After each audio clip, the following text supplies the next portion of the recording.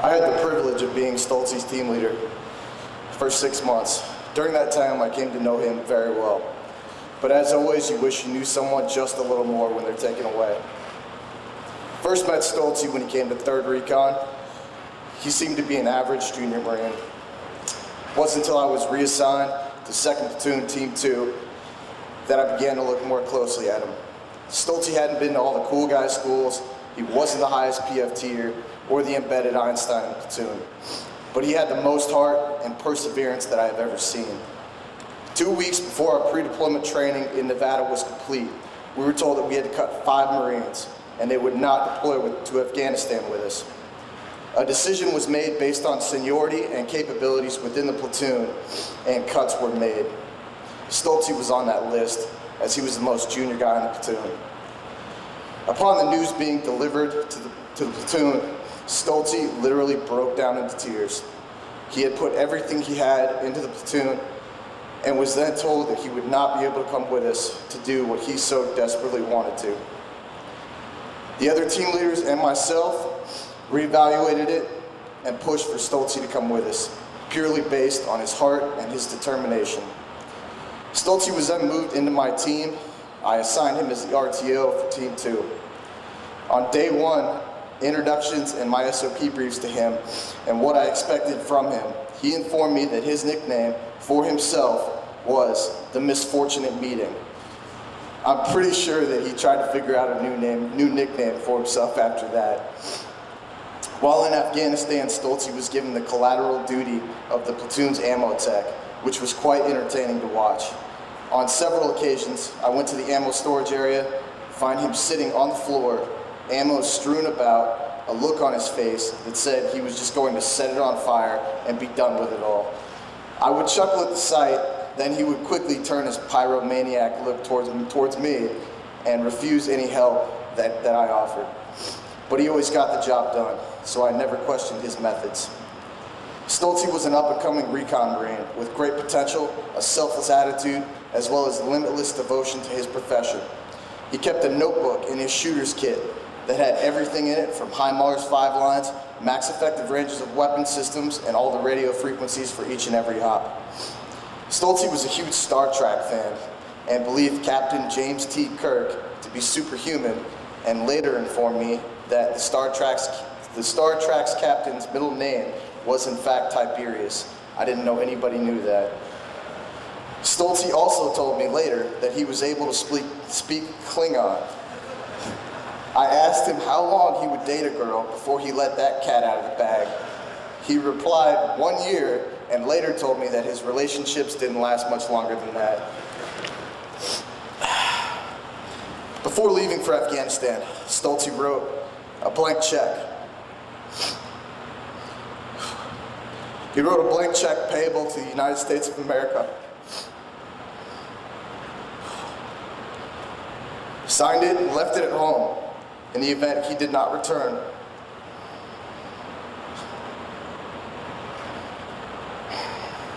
His dedication, patriotism are an inspiration, and his loss comes not only to his family, friends, and his brothers, but to the whole reconnaissance community. We will remember him and we will honor him every day by putting our plates back on, putting one in the chamber, and continuing to pursue those who threaten freedom. Stultz loved the epic. He was a huge fan of anything that was epic. Gladiator, Braveheart, everything. So in that aspect, I would like to now read an ancient Viking warrior prayer recited by the Norse warriors before they would go into battle. Lo, there do I see my father. Lo, there do I see my mother.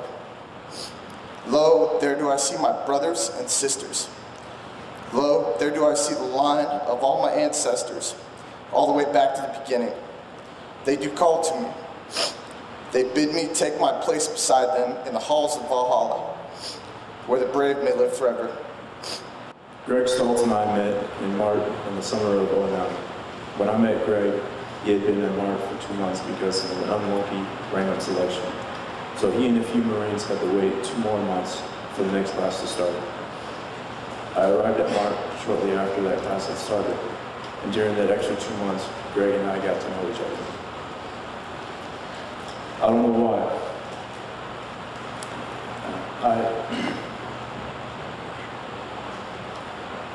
We didn't become friends like most people do.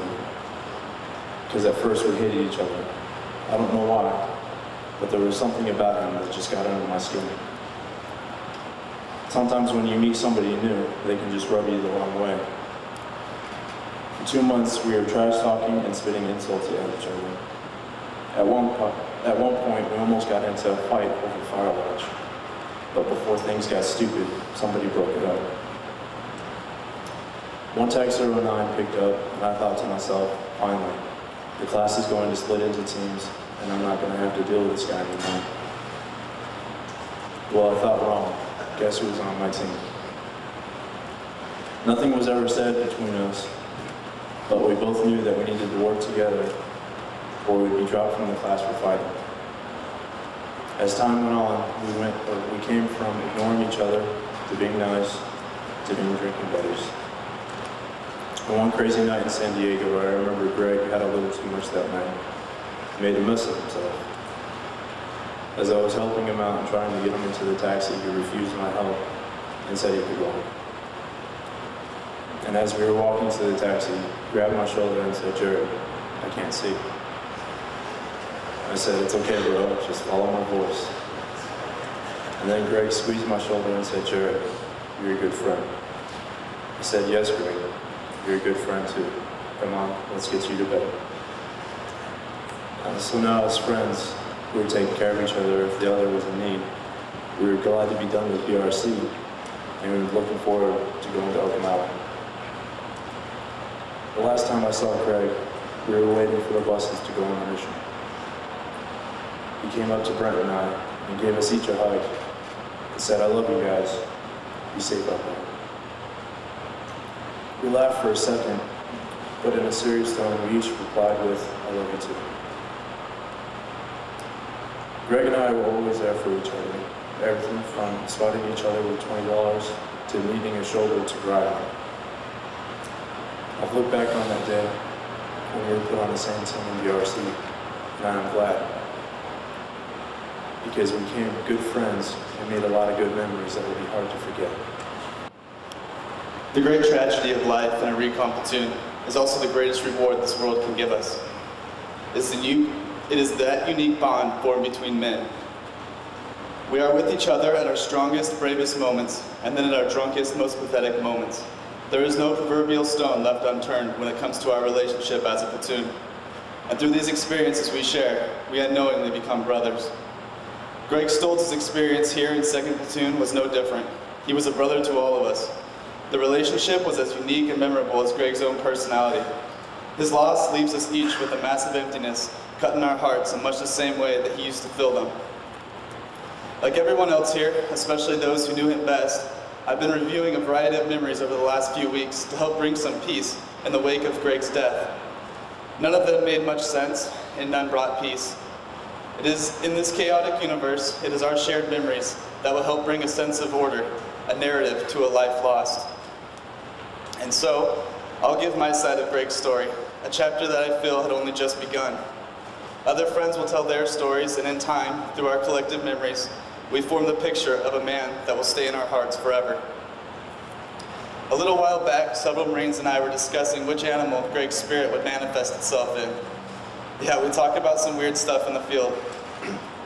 After ruling out the lion, the tiger, the great white, and several other large carnivores, we decided on the liger. Yeah, Greg would have made an amazing liger, the best abilities of the lion and tiger combined. Wherever he is, I don't envision Greg smiling down on us among some pure and heavenly host, halo on head and harp in hand, nor is he some furry animal roaming a forest. There was a fierce and wild energy to Greg, an attribute found rarely back in our society of white picket fences and mediocrity. I think that a warrior's final resting place would be much more suitable, complete with swords and dragons. I see him standing proudly among the spirits of other warriors who have been lost in combat. Greg's vision of a man's role in society and war was to me, and still is, one of the purest of anyone I've ever known.